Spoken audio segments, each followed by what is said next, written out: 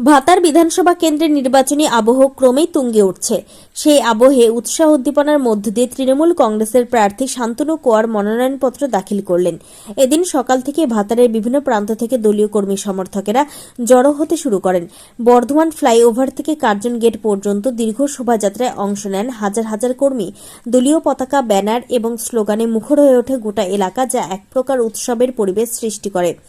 এই শোভাযাত্রায় উপস্থিত ছিলেন ভাতার বিধানসভার বিদায়ী বিধায়ক মানগোবিন্দ অধিকারী, ব্লক সভাপতি বাসুদেব যশ, যুব তৃণমূল কংগ্রেসের সভাপতি শেখ জুলফিকার আলী, যুবনেতা শেখ শফিকুল আলম সহ একাধিক বিশিষ্ট নেতা ও কর্মীরা।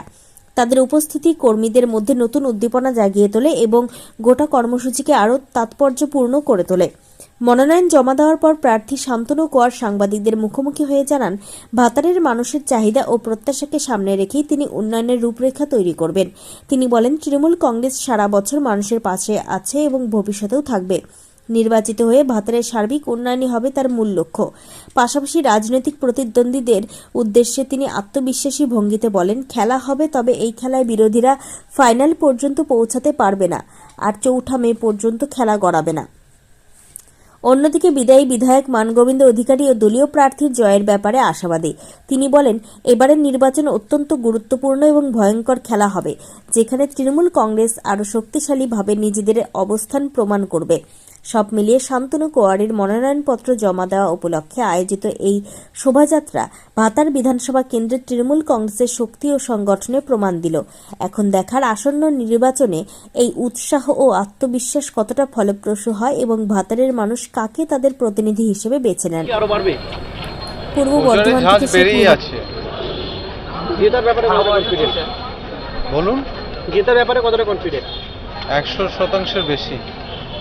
এত কনফিডেন্স কেন? 12 মাস কাজ করি, তাই আমাদের সরকার কাজ করে, আমাদের দল কাজ করে। আর সব থেকে বড় ব্যাপার, মমতা বন্দ্যোপাধ্যায়, অভিষেক বন্দ্যোপাধ্যায় প্রার্থী আমি। এটা আমার বদলে যে কেউ হতো সেই পাস করতো, কোনো অসুবিধা ছিল না। আমরা দাঁড়িয়েছি, কিন্তু অরিজিনালি মমতা বন্দ্যোপাধ্যায়, অভিষেক বন্দ্যোপাধ্যায়কে দেখে লোকে ভোটটা দেন, তাই পাস করার ব্যাপারে 110% সুনিশ্চিত।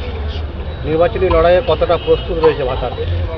নির্বাচনী লড়াই কেন, সব রকম লড়াই প্রস্তুত ভাতার। কার সঙ্গে লড়তে হবে? মূল প্রতিপক্ষ কাকে দেখছেন এখানে?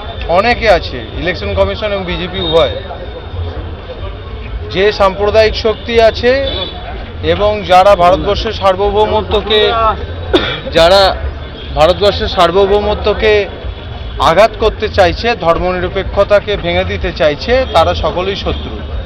বিভিন্ন অঞ্চল ঘুরলেন, মানুষের হাহাকার ছুটে গেছে। 15,000-এর বেশি মানুষের নাম বাদ। ভারতবর্ষের গণতন্ত্রে তো বলাই হয়েছে নির্বাচন উৎসব, আর আমাদের মুখ্যমন্ত্রী বলে থাকেন যে ধর্ম যার যার, উৎসব সবার। কিন্তু এই উৎসবের আবহে ভোট হবে আর হাজার হাজার মানুষ ভোটাধিকার তাদের কেড়ে নেওয়া হচ্ছে, এটা কেমন ভোট আমার তো মাথায় ঢুকছে না। এত মানুষের দুঃখ, এত মানুষের হাহাকার, তারা নির্বাচন অংশগ্রহণ করতে পারছে না। স্বভাবতভাবেই সেই কথাগুলো উঠে আসছে বারবার। না, মূল শত্রু তো টার্গেট করে ফেলেছেন, সেই জায়গায় দাঁড়িয়ে তাদেরকে দমনের জন্য প্রয়োগে কি থাকছে? প্রয়োগে সব রকম আছে, ঝান্ডা প্লাস ডান্ডা সব রকম আছে। যেমন ওদিক থেকে উস্কানি আসবে, এদিক থেকে তেমন জবাব যাবে।